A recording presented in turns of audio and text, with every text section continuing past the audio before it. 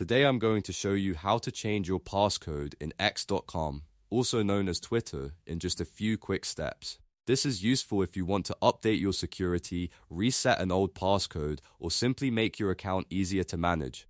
The process is fast, and once you know where to click, you can do it in under a minute. If this tutorial helps, make sure to hit the like button and subscribe for more simple tech guides just like this. Let's jump right in. First, open X.com and sign into your account if you haven't already.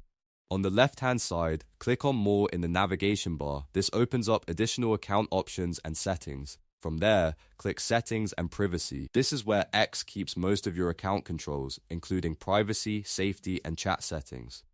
Next, click Privacy and Safety. Once you're inside that menu, look for the chat option and click it. This section contains the chat-related security and access settings for your account.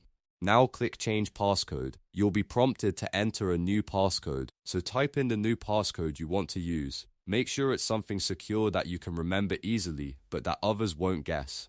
After entering it, confirm the change if prompted, and your passcode will be updated.